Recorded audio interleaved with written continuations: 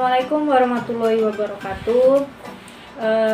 Saya Alfia Nikmatun Nafiah, NIM saya 1051703888. Baiklah, di sini saya akan menjawab soal UTS yang telah Bapak berikan kemarin, yang mana soalnya jelaskan definisi keuangan negara, ruang lingkupnya, dan asas-asas pengelolaan keuangan negara yang dimaksud.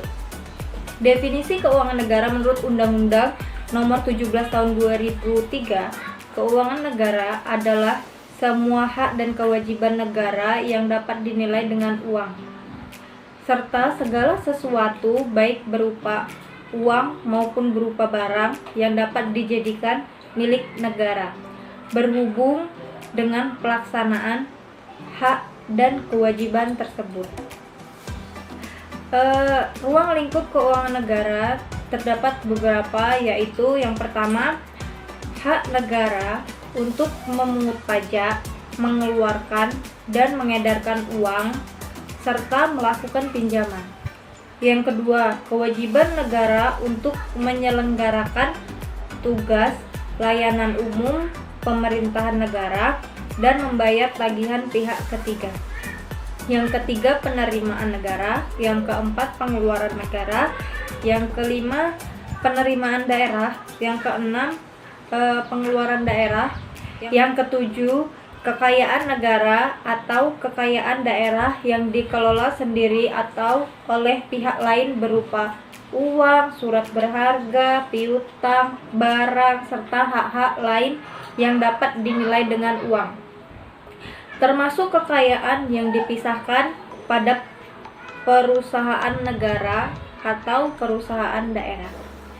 Yang kedelapan, kekayaan pihak lain yang dikuasai oleh pemerintah dalam rangka penyelenggaraan tugas pemerintahan dan atau kepentingan umum. Yang kesembilan, kekayaan pihak lain yang diperoleh dengan menggunakan fasilitas yang diberikan pemerintah. Dan yang terakhir, kekayaan pihak lain sebagaimana dimaksud meliputi kekayaan yang dikelola oleh orang atau badan lain berdasarkan kebijakan pemerintah, yayasan-yayasan di lingkungan Kementerian Negara atau perusahaan negara atau daerah.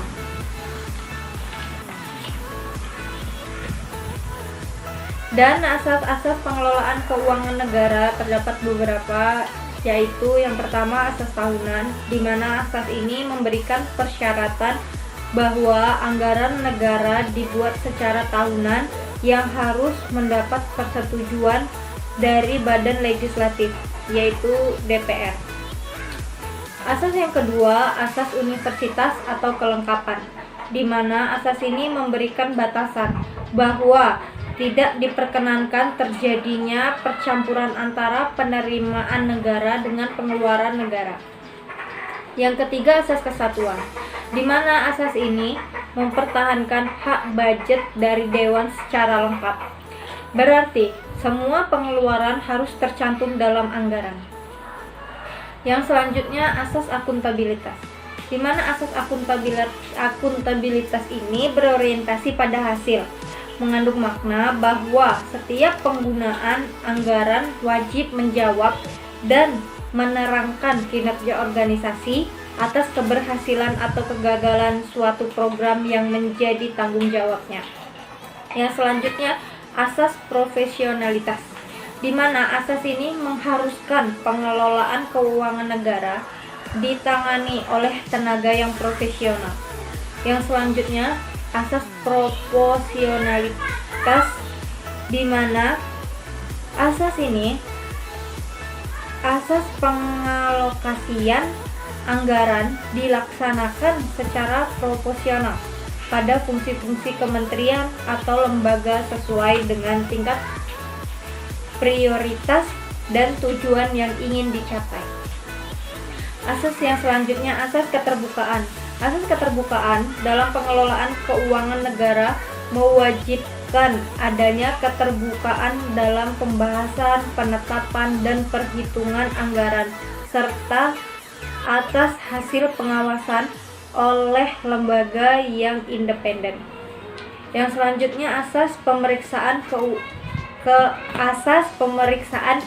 pemeriksaan keuangan oleh badan pemeriksa yang bebas dan mandiri, di mana asas ini memberi kewenangan lebih besar pada badan pemeriksa keuangan untuk melaksanakan pemeriksaan atas pengelolaan keuangan negara secara objektif dan independen. Yang terakhir, asas spesialitas, di mana asas ini mensyaratkan bahwa jenis pengeluaran dimulai dalam mata anggaran tertentu atau tersendiri dan diselenggarakan secara konsisten, baik secara kuantitatif maupun kualitatif. Menjawab soal selanjutnya yang dimana soalnya menyikapi pandemi COVID-19 yang terjadi di tanah air, beberapa kebijakan telah dikeluarkan pemerintah terkait penggunaan pos-pos keuangan tertentu yang dialihkan dalam rangka menanggulangi COVID-19, dimaksud seperti penggunaan dana desa dan dana pilkada misalnya. Menurut saudara, sudah tepatkah kebijakan dan langkah yang diambil pemerintah dimaksud dalam perspektif pengelolaan keuangan negara? Jelaskan. Menurut saya, dilihat dari situasi sekarang ini, pandemi COVID-19 yang sudah menyebar begitu luas dan masuk ke dalam aspek-aspek tatanan masyarakat, baik itu kesehatan, sosial, bahkan ekonomi.